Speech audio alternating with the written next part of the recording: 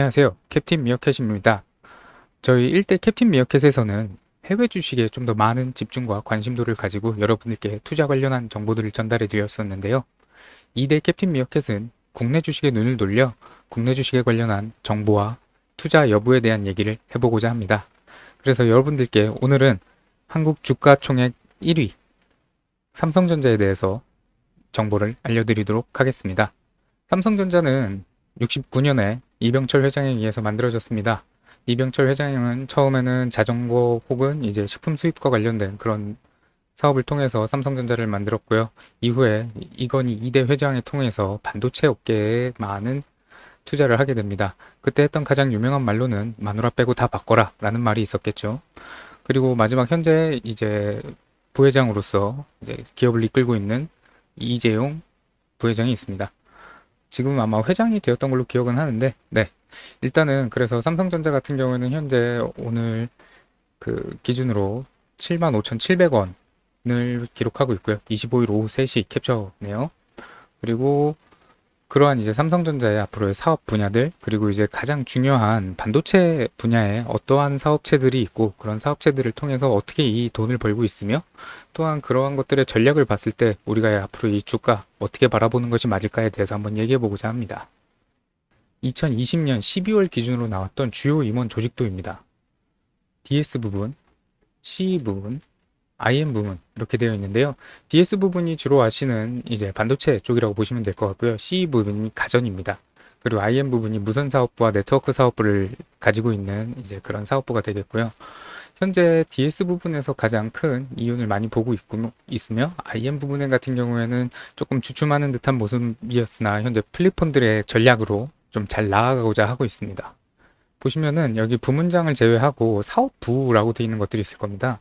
이 사업부가 주로 이제 이 삼성이 가지고 있는 각 부문별 가장 주요한 사업이라고 보시면 될 것 같습니다. 그래서 오늘은 DS 부분에 조금 더 집중을 해서 반도체 업계에서의 삼성전자의 그런 입지, 그리고 그런 입지에 따른 수익성, 이런 것들을 한번 알아보고자 합니다. 그래서 이 세 가지 사업부에 대해서 이제 삼성전자 DS 부분 사이트를 들어가시게 되면 이렇게 설명이 되어 있습니다. 메모리 사업부 같은 경우에는 이제 D램과 낸드 플래시, 쉽게 말해서 이제 컴퓨터 부품에 들어가는 가장 이제 주요한 것이며, 또한 이제 삼성전자가 가장 메인 타겟으로 하고 있는 것들입니다. 이 두 가지 제품에 대해서는 삼성전자가 직접 설계와 제조를 같이 하고 있으며, 이런 것들에 있어서 그 시장 점유율이 굉장히 큰 부분입니다. 원래는 이제 일본의 도시바나 이제 그런 반도체 업체들이 주로 이제 경쟁 상대였는데, 현재는 일본의 반도체 업체들이 이 D램과 낸드 플래시에서 사업 철수를 많이들 한 상태고, 그런 상황이다 보니 이제 삼성전자와 이제 하이닉스 이 두 회사가 거의 대부분의 시장을 가지고 있습니다. 그 다음으로 보실 게 시스템 LSI 사업부라는 곳입니다. 이것은 쉽게 말해서 비메모리 반도체들을 이제 설계하는 부서라고 보시면 될 것 같고요. 이제 뭐 경쟁 상대로는 뭐 애플 혹은 이제 인텔, 그리고 또 뭐 그 밖에 만약에 그래픽 사업을 하게 된다면 엔비디아나 혹은 뭐 AMD까지도 어느 정도 생각을 해볼 수가 있겠습니다. 이런 시스템 사업부 같은 경우에는 안에 이제 반도체 공장 설비와는 연관이 없다라는 것이 삼성의 주장이기는 합니다. 그래서 이런 그 시스템 LSI 사업부가 설계를 하고 이제 또한 그런 솔루션을 제공을 함으로써 이제 제품을 만들어낸다 라고 하는 건데요. 그러면 이 시스템 LSI 사업부의 어떤 그 소자를 직접 만드는 곳은 어디냐? 이제 파운더리 사업부라고 보시면 됩니다. 파운더리 사업부 같은 경우에는 시스템 LSI 뿐만 아니라 이제 다른 쉽게 말해서 팹리스라고 불려지는 공장이 없는 반도체 업체들이 있습니다. 이 업체들은 설계를 담당하고 있고, 그런 설계를 통해서 그 수주를 주게 되면 그런 것들을 이제 받아들여서 하는 곳을 파운더리라고 하는데요. 주요 파운더리로는 이제 잘 알고 계시는 TSMC 같은 회사들이 있을 겁니다. 이제 삼성에서도 그러한 파운더리 사업부를 운영을 하고 있고, 이제 세계 점유율에서 이제 2, 3위를 다투고 있는 걸로 알고 있습니다. TSMC가 1위를 차지를 하고 있는데, 이제 뭐 기술력적으로 봤을 때 삼성이 TSMC보다 더 떨어진다 이런 느낌보다는, 이 근본적으로 삼성의 파운더리 사업부의 가장 큰 문제점은 이제 고객사로 하여금 이게 설계가 유출되는 것이 아닌가라는 걱정을 하게 하는 부분이 분명히 존재합니다. 왜냐하면 이 시스템 LSI 사업부와 파운더리 사업부가 굉장히 밀접하게 관련이 되어 있고, 또한 이 DS 부문으로 묶여서 하나로 이렇게 되어 있지 않습니까?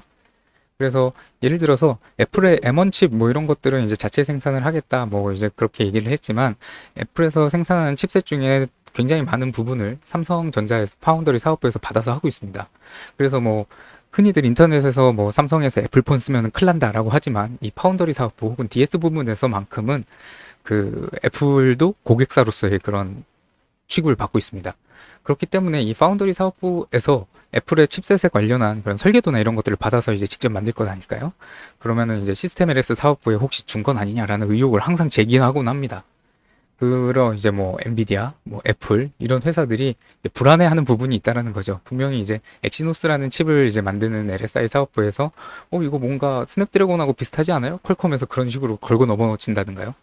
그래서 그러한 것들에 대한 어떤 리스크가 있기 때문에 파운더리 사업부가 기본적으로 이제 폭발적인 성장을 하기에는 조금 문제가 있어 보이기도 하고, 또한 이런 그 파운더리 사업부 내부에서 어떤 마케팅이나 그러한 이제 셀링 포인트들에 대해서도 이제 크게 삼성에서 신경 쓰고 있지는 않은 듯합니다.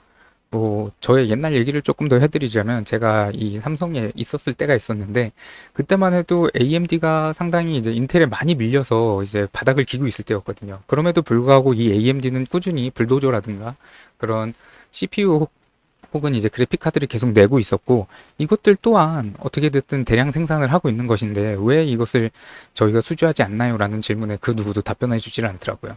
그냥 하던 대로 한다. 있는 사람들이나 우리가 잘 꾸린다 라고 하지만, 그 있는 사람들은 그 항상 시스템 LSI 사업에다가 주는 것 아니냐라는 그런 의심 속에서 항상 메인 수주를 주지 않습니다. 예를 들면 그런 겁니다. 이제 반도체 같은 경우에는 그 투트랙 전략을 많이 갑니다. 왜냐하면 한 회사에만 무조건 맡겨놨을 경우 그 회사가 문제가 생기면은 생산이 중단돼 버리니까요. 그러지 않게끔 이제 회사 2개 정도 혹은 3개 정도에다 나눠서 이제 수주를 하게 되어 있는데, 이제 1번 수주 같은 경우에 뭐 대략 생산의 60%, 2번 수주 같은 거에 뭐 3, 40% 이렇게 해서 받게 될 겁니다. 근데 이제 그런 삼성 같은 경우에는 그런 1수주를 잘 많이 못 받는 경우를 많이 봤습니다. 1수주를 많이 주는 건 보통 시스템 LSI 사업부입니다.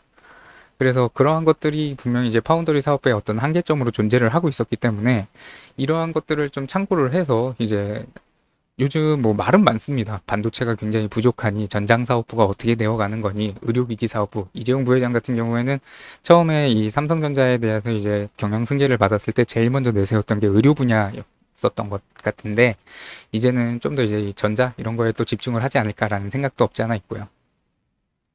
자, 그래서 이게 이제 DS 부분에서 이제 발표하는 이제 가장 헤드쿼터 이제 기흥, 화성, 온약, 평택이라는 이 네 도시에서 주로 이제 생산을 많이 하고 있고, 그 밖에도 이제 연구 시설이나 혹은 이제 지역 거점으로 이제 유럽 혹은 이제 중동, 중국이 생각보다 굉장히 공장 부지가 많습니다. 그리고 그 인도도 어느 정도 이제 있고요. 베트남 같은 경우에도, 베트남, 싱가포르 같은 경우에도 이제 IM 사업부랑 같이 이렇게 무선 사업부와 함께 어떤 생산 기지로서의 역할을 조금 하고 있습니다.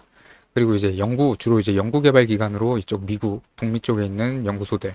이 중에서 가장 유명했던 데 이제 어스틴, 텍사스에 있는 였는데, 그 뭐 정전이 나서 이제 그런 생산 시설이 멈췄다라는 얘기가 있었는데, 글쎄요, 제가 알기로는 이 텍사스 쪽에서는 아마 연구 개발이 주요 목표였던 걸로 기억하는데, 그러한 것들 때문에, 이슈 때문에 잠깐 알려졌던 이런 북미 쪽의 사업부들도 있지만, 뭐가 됐든 가장 중심은 기흥, 화성, 온약, 평택 이쪽입니다. 그래서 보통 경부고속도로 타고 나가시다 보면은 이제 동탄이나 혹은 뭐 이제 기흥 IC, 화성 IC 이런 데서 나가자마자 바로 거기 있고요. 그리고 이제 온양, 평택 같은 경우에도 이제 가장 그 도시를 지배하는 어떤 커다란 건물 혹은 랜드마크처럼 보일 정도로 그러한 이제 공장들이 질비하게 있습니다. 그 그래서 보시면은 이제 고속도로 타고 가시다 보면 가끔 보셨을 수도 있는데요. 이러한 건물이 있습니다. 이 삼쌍둥이 빌딩이죠. 이게 사실은 쌍둥이 빌딩이었는데 이게 세 개가 됐습니다. 이게 각각 그 삼성에서 각 건물 한 채당 어떤 그 반도체 분야에서 1위를 할 때마다 만든 거거든요. 그래서 요 첫 번째 건물이 디램으로, 예, 디램 업계에서 1위를 먹었을 때 그때 만든 건물이고요. 여기는 두 번째 건물이 플래시로 1위를 먹었을 때, 이게 조립형 이제 모듈형 건물이 되다 보니까 요 사이 통로들이 있잖아요. 요걸 제외하고는 이거 금방금방 짓더라고요. 플래시고, 요게 이제 비메모리. 이게 2019년인가 한번 인텔을 넘어서서 딱 한 번 이렇게 그 딱 한 해 넘은 적이 있었는데, 그때 딱 축하를 하면서 만들었던 기억이 납니다. 2017년, 7년, 15년 뭐 이랬던 것 같아요. 그래서 완공이 한 19년 안 돼서 이제 18년 정도에 됐던 걸로 기억을 하고요. 그래서 이러한 이제 이쪽이 이제 DSR이라고 불리는 삼성전자 건물인데 이 뒤쪽으로 있는 것들이 다 이제 라인입니다. 이제 생산 라인들이 쭉 있고요. 이제 사무동으로서의 역할을 주로 하는 데인데 이게 이제 상징인 거죠. 세 개의 건물이 우리가 각각 한 번씩 뭐 어떤 반도체 분야에서 1위를 해봤다. 라는 어떤 삼성의 자부심이 담긴 건물이라고 볼 수 있겠습니다. 이 고속도로 타고 나가다 보면 워낙 큰 건물이기 때문에 이게 딱 보입니다. 그래서 조금 더 사업 분야 설명을 드리면 이제 주로 이제 1등으로 많이 하고 있는 이제 디램 사업이 있고요. 그리고 이제 플래시도 이제 거진 이제 시장 점유율을 많이 먹었죠. 그 플래시 메모리 이제 한때는 이제 V낸드 기술이라고 해서 이제 버티칼로 해서 많이 얼마나 적층을 하는가 이런 층이 몇 개나 되는가를 가지고서 이제 경쟁을 하던 시기가 있었는데 이제는 어느 정도 시장 점유율을 가진 이후에는 이제 이러한 기술의 정밀도를 좀 더 높이는 식으로 가고 있고 이제 사업이 많이 안정화된 모습입니다. 플래시 같은 경우에도. 그리고 이제 비메모리라고 해서 보통 이제 CPU나 프로세서들을 만드는 것들일 거고요. 그럼 프로세서를 만들기 위해서 가장 중요한 것은 낸드 게이트 메모리라고 해서 이와 같은 그 다이오드 셀들이 막 수억 개씩 이렇게 한 판에 들어가 있는 그런 모양새입니다.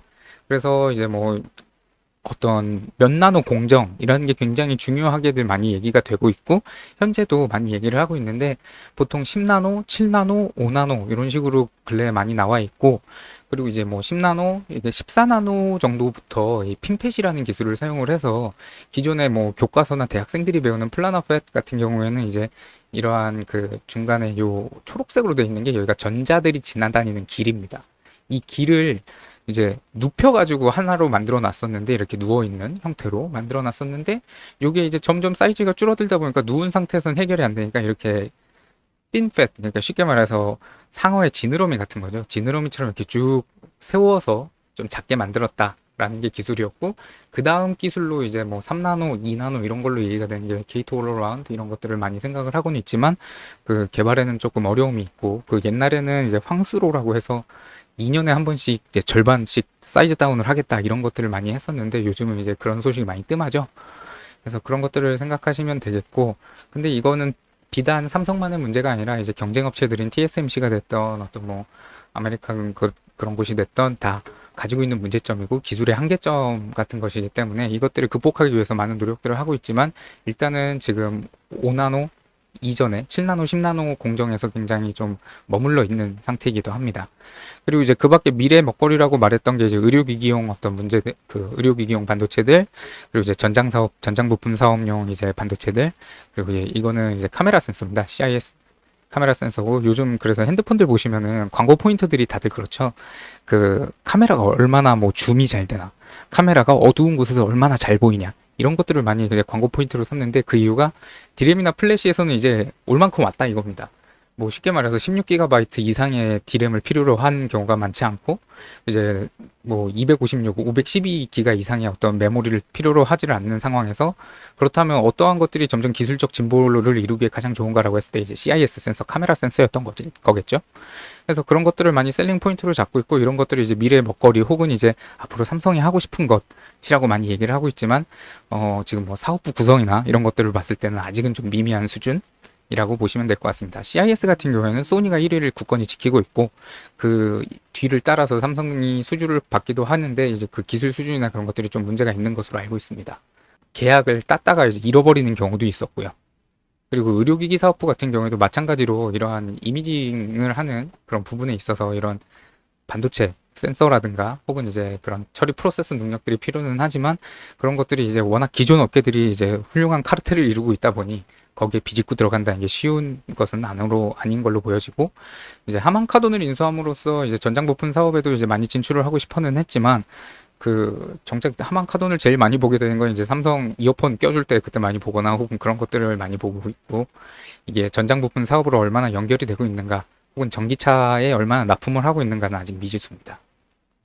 그래서 보시면은 이게 이제 유명한 짤들이에요. 보시면은 그 삼성 반도체 관련한 짤들 요 EUV 기공식 이렇게 돼 있는 요 플랜카드가 거꾸로 내려오는 바람에 누구 잘린 거 아니냐라고 하는데 이거 담당했던 임원이 여기 계시네요. 네, 정은승 씨가라고 이렇게 계시고 이 밑에는 이제 평택 라인 제조한 거 이제 대통령님 오셔가지고 방문해서 그런 거 얘기할 때 그 나온 짤입니다. 그래서 이 손가락 3개 하는 모션으로 다양한 이제 응용 짤들이 나왔었죠. 그래서 이런 것들을 보시면은 삼성은 지속적으로 라인을 짓고 있습니다. 근데 이제 그 라인을 지었던 게 보통 2015년 정도 경부터 해서 한 2018년, 20년 안 되게 였던 걸로 기억을 하고요. 그리고 그런 것들 이후에는 이제 어느 정도 이제 자리를 잡아가고 또한 이제 라인을 지었으면 그 안에다 설비들을 넣어야 될 거잖아요. 그래서 그런 설비들을 넣고 있는데 이 삼성에서 제일 많이 쓰는 설비가 ASML입니다. 그래서 주가 같은 경우에도 이제 반도체가 부족해지고 있다라는 뉴스가 나왔을 때 많이 수혜를 받던 ASML이기도 하고 이 ASML 같은 경우에는 이런 삼성을 비롯한 어떤 대형 업체들이 혹은 이제 최신 기술을 드리고 싶을 때 혹은 이제 대형 생산 라인용 어떤 설비를 드리고 싶을 때 많이 사용하는 신뢰성이 높고 가장 대형 업체라고 볼 수 있겠고 이런 것들이 여기 보이시는 뭐 EUV도 ASM에서 만드는 것. 그래서 보시면은 뭐 평택 캠퍼스라고 해서 가장 최근에 지었던 이제 라인 반도체 생산 라인인데 굉장히 큽니다. 이 몬드리안 이게 왜 그렇게 좋아하는지 모르겠지만 뭐 화성 기흥에도 있고요. 몬드리안 패턴이 들어간 이 공장 건물들이 굉장히 어떻게 보면 삼성의 시그니처입니다. 자, 그러면은 여기까지가 사업에 대한 얘기고, 사실 제일 중요한 질문은 이거 아닐까요? 그래서 투자를 해야 될까요? 말아야 될까요? 라는 게 아마 여기 계신 모든 분들의 궁금증이 아닐까 싶습니다. 그래서 뭐 대충 숫자들을 좀 읊어드리면은, 이제 뭐 분기별 실적 같은 경우에는 2019년, 18년, 19년, 이때 이제 조금씩 흔들렸죠. 그때 뭐 여러 가지 이슈들도 있었고 정치 사회적인 이슈들이 있는 바람에 그리고 또 이제 오너 리스크가 굉장히 커지면서 이때 2019년 같은 경우에는 이제 분기별 실적이 10조가 채 되지 않았습니다. 보통 이제 10조가 넘었을 때 어닝 서프라이즈라고 많이 얘기를 했었고 그런 이제 10조의 많은 부분을 기여를 했던 게 DS 부분, 그 삼성전자의 반도체 부분이었고 그렇기 때문에 뭐 한 2015년 이전부터 거의 한 6, 7년간 그 DS 부분에 다니고 있는 삼성전자 직원들 같은 경우에는 인센티브라고 해서 1년에 한 번 나오는데 그 연봉의 50%가 거의 대부분 나왔었습니다. 그랬었는데 이제 2020년에 그래서 2019년에 실적이 굉장히 저조해지면서 20년도에 들어와서 그거를 못 받는 사업부들이 굉장히 많아져서 DS 부분의 평균적인 그 수혜율이 35% 정도로 알고 있었고 그런 것들로 인해서 직원들의 불만도 좀 높아진 상태였습니다. 그런데 이제 2020년 이제 3분기 이후부터는 어느 정도 이제 회복을 해서 10조 정도의 이제 이익을 내고 있고 매출 수준도 올라가기는 했지만 이제 뭐 IM 부분에 있어서는 경쟁사인 애플에 대비 이 매출 대비 요 순이익이 굉장히 작게 나오고 있고 그리고 그 DS 부분에서 굉장히 큰 대형 신규 계약을 따냈다든가 새로운 어떤 반도체 루트를 뚫었다 이러한 소식도 많이 들려오고 있지는 않습니다.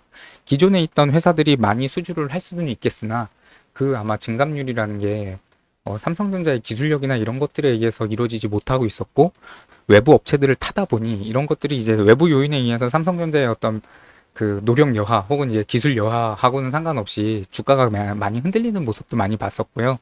그리고 이제 뭐 가장 말이 많은 건 아무래도 이제 이러한 정치 이슈와 이제 엮여서 법정 구속이 된다던가 이랬을 때 이게 올라가고 내려가고 이런 주가가 흔들리는 모습이 많이 보여졌었고요. 원달러 환율을 한번 살펴보시면은 그런 것들이 또 이제 문제가 될 수 있을 거라는 생각도 듭니다. 딱 이제 역으로 이렇게 딱 보여지는 모습입니다. 그래서 보통은 그 달러 환율이 올라가게 되면 외국인 투자자들이 많이 이제 빼기 때문에 그러한 이제 외국인 투자분에 대해서 이러한 것들이 이제 주가에도 많이 반영이 될 거고 특히나 이제 한국에 있어서 시가총액 1위인 삼성전자 같은 경우에는 그러한 이제 큰 흐름에 많이 따라갈 것이기 때문에 그런 문제가 있어 보이기도 하고 가석방이 됐잖아요. 그래서 이 가석방이 된 이슈 때문에라도 아마 현금이 많이 필요할 겁니다. 일전에도 이제 그런 세금 문제가 있었을 때 혹은 그런 그 금전적인 이슈가 그 오너한테 있었을 때 이 주가가 흔들리는 모습을 많이 봤었고 그것이 단순하게 정말로 그냥 회사 차원에서 현금을 마련하고 있는 것이든 어떤 투자자들이 불안 심리가 생긴 것이든 이러한 문제점에 의해서 이제 요즘 주가가 많이 떨어지고 있는 것으로 보여지고 정치 이슈에 많이 흔들리고 있기 때문에 어떤 우리가 앞서서 봤던 그런 삼성의 기술력 혹은 삼성의 앞으로의 전망, 추이 이런 거하고는 조금 별개로 주가가 움직일 수도 있겠다라는 생각을 합니다. 물론 이제 사업적으로 봤을 때는 뭐 플립 이제 폴더블 폰들이 굉장히 이제 요번에 반응이 괜찮았고 그리고 뭐 다른 IM CE 부분에서도 CE 부분 같은 경우에도 굉장히 이제 L사에 비해서 굉장히 떨어진다라는 인식이 있었는데 비스포크라는 게 굉장히 효자 상품으로 그 흑자 전환에 크게 기여를 한 걸로 알고 있고 또한 이제 올림픽 특수 때문에라도 이제 TV 디스플레이 쪽 이쪽 사업부 같은 도 어느 정도의 이익을 가지고 있는 걸로 보여집니다. 이런 상태에서 이제 반도체 투자를 하겠다. 240조 투자, 뭐 4만 명 고용을 하겠다. 라는 이제 굉장히 화려한 계획을 가지고 가석방이 돼서 나오셨는데, 과연 이게 그러면은 이슈로서 작용을 해서 주가의 상승으로 이어질까? 라는 질문에 저는, 제 생각은 그렇지 않다입니다. 그래서 분명히 이 삼성전자라는 주가에 있어서는 이런 사업의 어떤 프로파일링, 사업의 어떤 잘됨과 못됨, 뭐 이런 것들이 크게 영향을 못 끼치는 수준이라고 저는 보여지고요. 그 제가 이전부터 얘기했듯이 지금 이대로의 수준을 유지하는 선에서 삼성전자의 지금 현재 가장 최적화된 주식 가격은 저는 7만 5천 원이라고 보고 있습니다. 현재가 굉장히 최적화되어 있는 상태이기도 하고, 또한 이제 어느 정도, 근데 이제 여기에 그때 제가 맞추지 못했던 이유는 그 이전부터 7만 5천 원이라고 했지만 8만 원, 9만 원 이랬었잖아요. 맞추지 못했었던 이유는 이제 뭐 크게 두 가지가 있을 겁니다. 외부 요인에 의해서 어떤 개인 투자자들의 그때 러시가 한번 있었고, 또한 이제 이런 개인 투자자들의 러시에 따른 그 회사 차원 혹은 외국인 기관 차원의 어떤 대응 자체가 미미했다는 점, 그런 것들이 있는데, 지금 외국인 투자자들이 많이 빠져나감으로써 삼성의 주가도 굉장히 크게 떨어졌고, 그런 것들을 봤을 때 지금이 어느 정도 이제 보합세에 들어와서 7만 5천 원에 들어와 있는 거고, 만약에 여기서 이제 개인 투자자들이 패닉스를 해버린다? 그럴 경우에는 그보다 더 낮게도 갈 수 있을 것 같습니다. 7만 원 정도 선까지도 제가 보고 있고, 그리고 배당, 그나마 이제 근데 개인 투자자들이 빼지 않고 있는 것, 이제 개인 투자자들의 성향 중에서 가장 중요한 이제 배당 정보입니다. 우리나라에서는 이제 매번 분기마다 배당을 주는 회사들이 흔치도 않고요.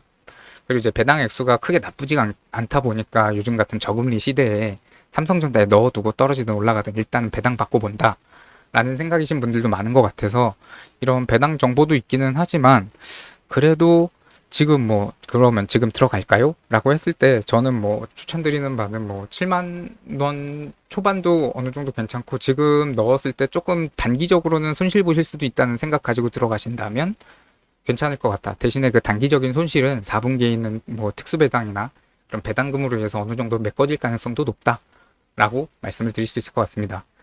물론 투자는 개인의 선택이기 때문에 제가 말한 것들이 모두 옳을 순 없고, 제가 뭐 여러분들의 돈을 책임져 줄 수 있는 사람은 아닙니다. 그렇지만 제 개인적인 포트폴리오에 의거해서 말씀해 드리는 거고, 이러한 것들을 생각하셔서 신중하게 투자하실 수 있으면 좋겠습니다. 이상 2대 캡틴 미어캣이었고요. 다음에 또 돌아오도록 하겠습니다. 감사합니다.